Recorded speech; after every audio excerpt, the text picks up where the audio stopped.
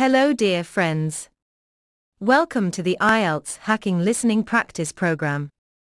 In this program, you will find full listening practice tests, which will help you improve your English listening and make you more familiar with the IELTS listening test format. Now, get ready for the practice test 1. First, you have some time to look at questions 1 to 5.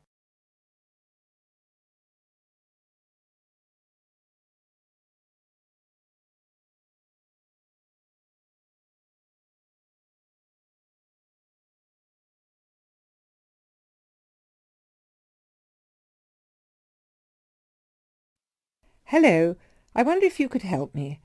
I am interested in enrolling in your MBA program. Could you give me some information, please? Yes, of course.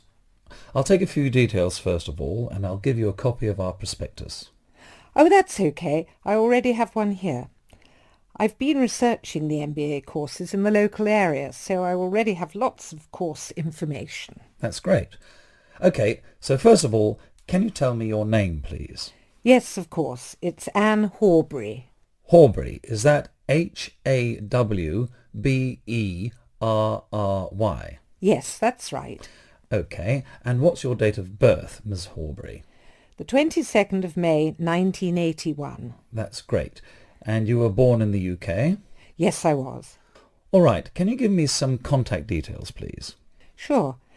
My address is 26 Simon Place in Brighton, and my telephone number is 01903 714 721. Sorry, can you tell me your contact number once again? Yes, it's 01903 714 721. Okay, great. And do you have a mobile phone number?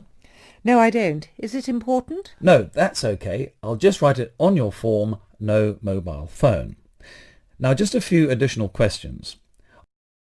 Before you hear the rest of the conversation, you have some time to look at questions 6 to 10.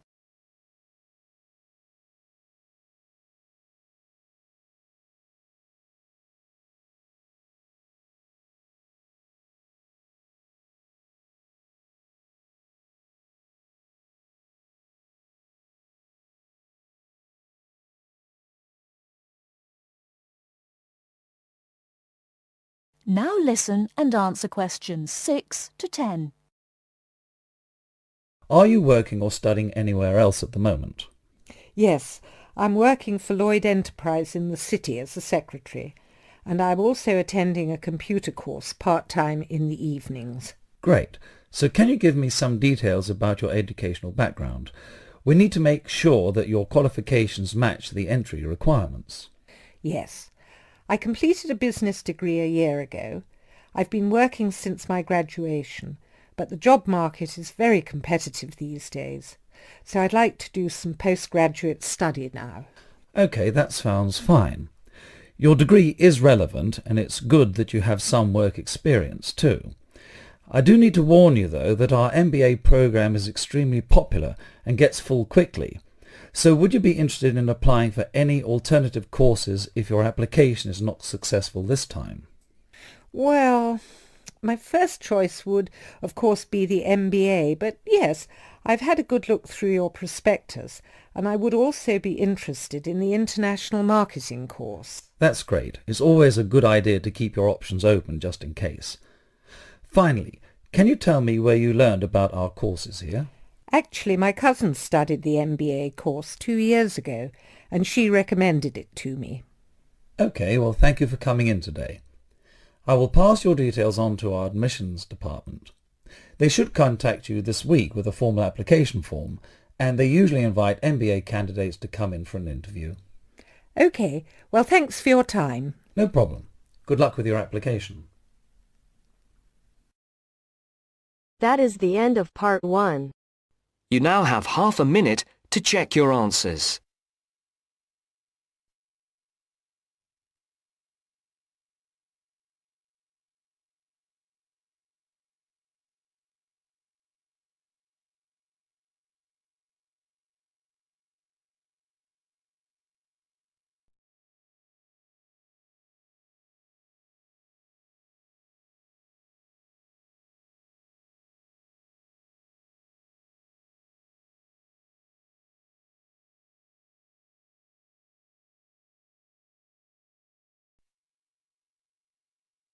Now turns to Part 2. Part 2. You will hear a talk about young people living on their own. Listen carefully and answer questions 11 to 12.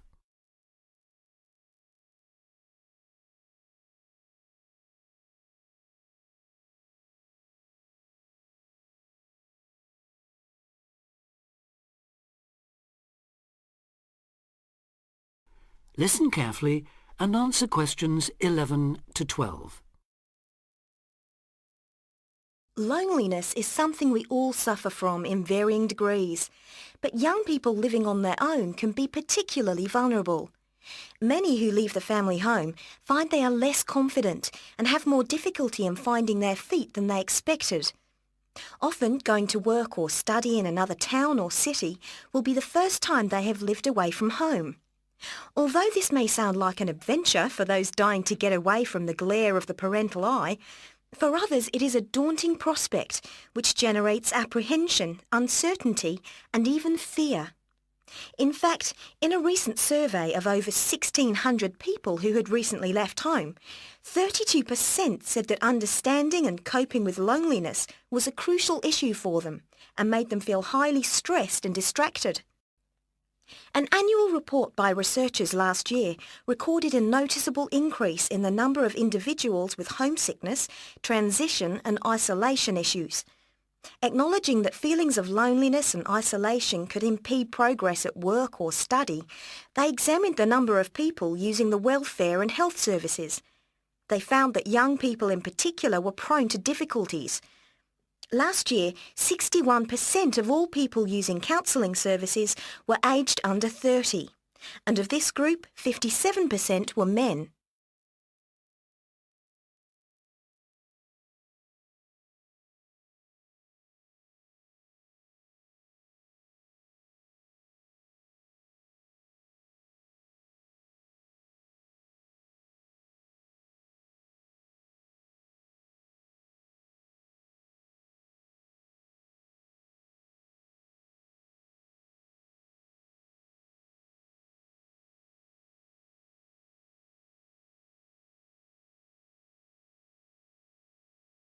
Now listen and answer questions 13 to 20.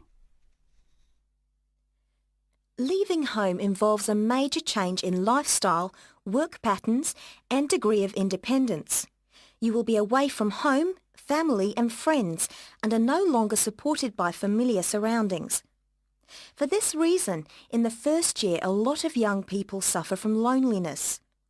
Ironically, this sense of isolation comes at a time when you are likely to be surrounded by people most of the time.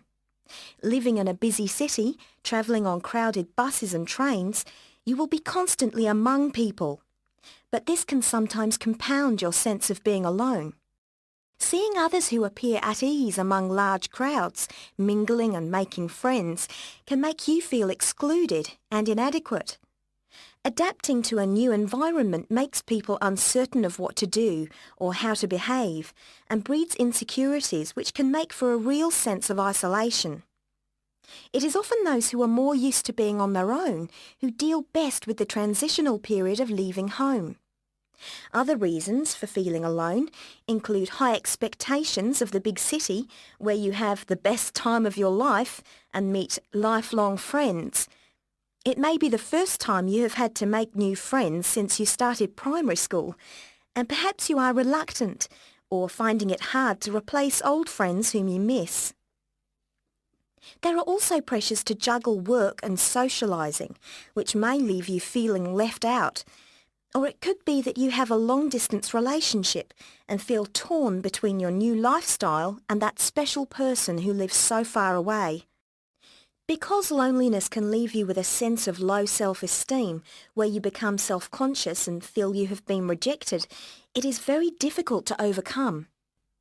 You may be reluctant to even try and make new friends or take part in social activities, and will also find it difficult to say no to things, leaving you feeling exploited and weak. One of the ways of combating loneliness is to remember that it's not your fault, and that it's something everyone has to deal with, despite appearances. Counsellors advise those feeling lonely to speak to someone they know about their feelings. They also ask them to consider joining groups and societies and to get involved in activities which interest them as a way of meeting more people. Of course, overdoing it and jamming your schedule with too many things just to avoid being alone will not work. But meeting others with common interests may be a step forward.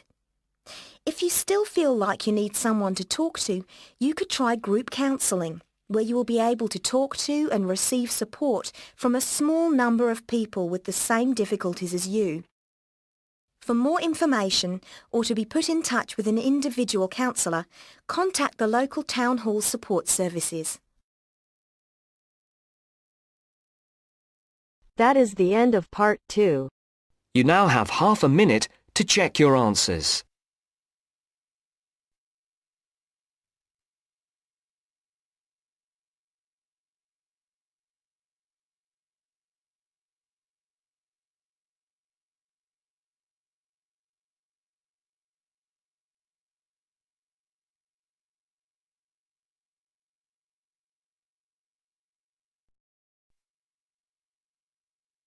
Now turns to part 3. Part 3. You are going to hear a tape recording of instructions and advice, which a woman called Martha has left for her friend John, who is coming to stay at her house and take care of it while she is away. First, you have some time to look at questions 21 to 24.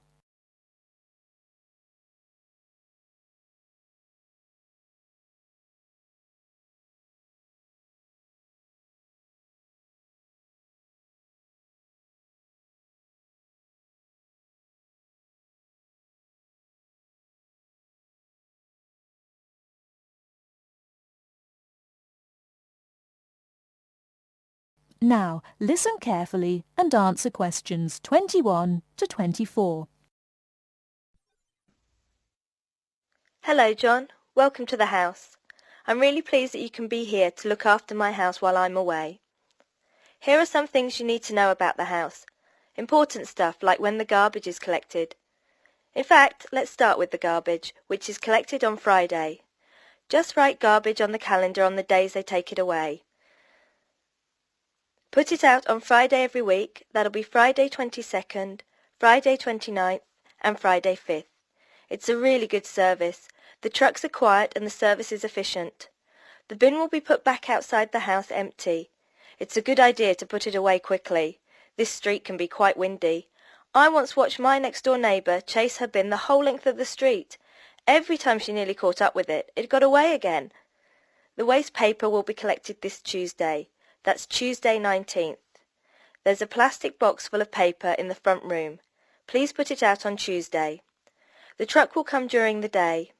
If you don't mind collecting old newspapers and other paper and putting them in the box, I'll put it out when I come home. The paper people only come monthly. I have some things to give to charity in a box in the front room. Would you put it out on Monday the 25th, please? It's a box of old clothes and some bed linen which I've collected, plus a few other bits and pieces. Be careful when you pick it up, because it's heavier than you might expect. The charity truck will come by during the day on the last Monday of the month. If you want to use the library, you'll find it on Darling Street. I've left my borrower's card near the telephone. It has a very good local reference section if you want to find out more about this city. I'm sorry to say we don't have a cleaner. Oh yes, filters. Please would you change the filters on the washing machine on the last day of the month, which is Sunday the 31st. We find that the machine works much better if we change the filters regularly. The gas company reads the meter outside the house, so don't worry about that. I think that's all the information about our calendar of events.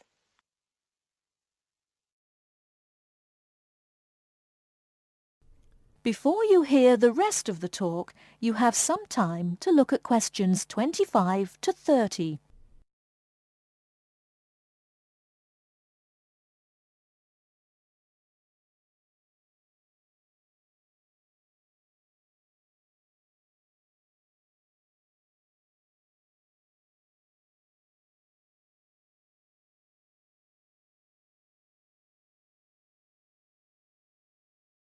Now listen and answer questions 25 to 30.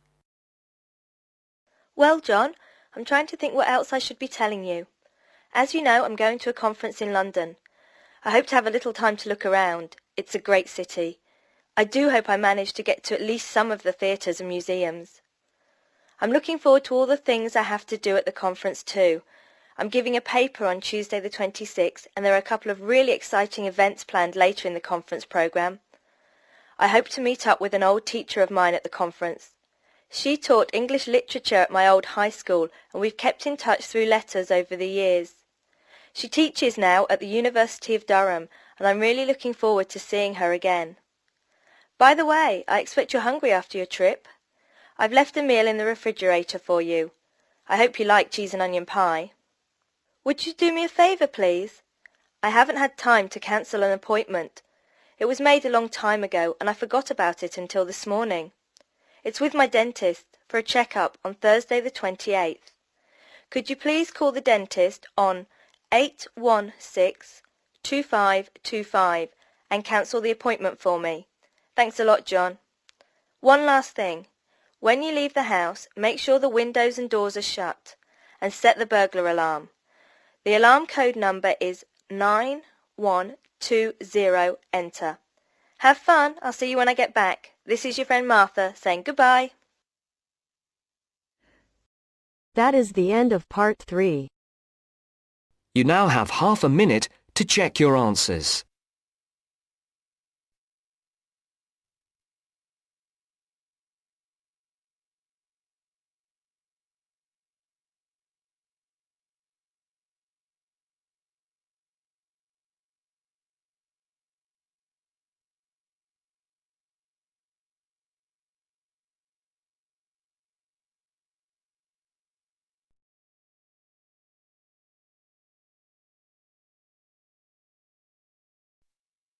Now turns to part 4.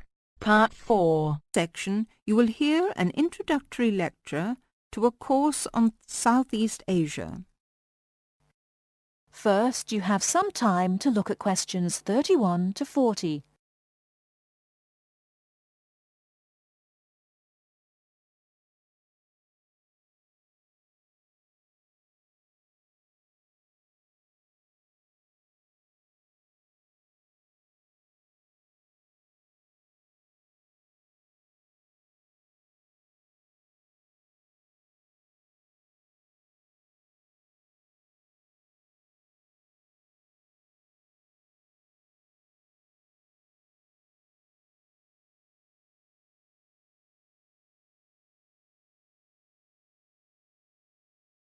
Now listen carefully and answer questions 31 to 40.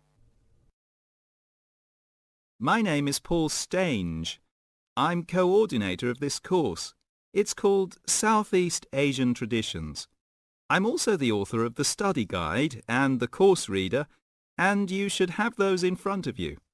As well as these, you'll need 2 textbooks for the course. There's the one by Osborne and there's another by Legg. I'll talk a bit more about the reading materials in a moment. Now, if you haven't got these materials, you can buy the textbooks at the university bookshop, and you can collect the study guide and the course reader from me on your way out of the lecture.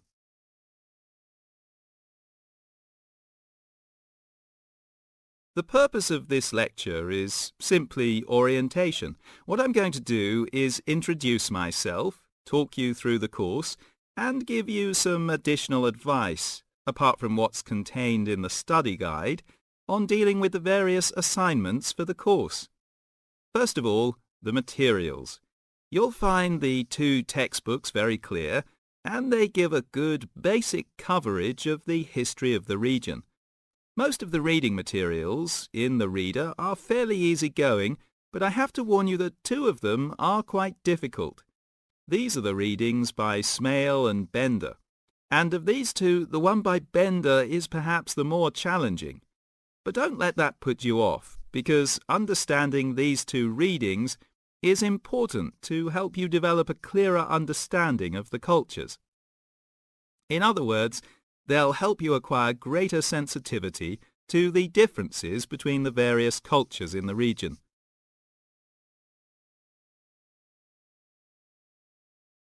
Now, the course itself. The course has multiple aims. It's primarily a history course, but it's not only a history course. It is, in most respects, a cultural history course focusing on Southeast Asia. Nevertheless, the course is, as you'll see from the materials, an introduction to the Southeast Asian Studies component of the Asian Studies program. In looking at the cultural history of Southeast Asia, there are two major influences to be considered, the Chinese and the Indian. It's important not to forget the extensive influence that these two countries have had in the region. China has been trading throughout the region since at least the 6th century, so many of its cultural and social traditions have influenced the countries in the area, and religious practices from India have helped form today's culture. So we'll be looking for the links and the connections between traditional patterns and today's developments in the region. I think you can now begin to see how these past influences might form a background for the present-day social practices. And in the same way, this course will form a basis or background for second and third year courses, with their focus on the modern period, and in particular the economic and political situation of the region. So that's the outline of the course. I'd like to go on now to look at what you have to do, your assignments and so on. That is the end of Part 4.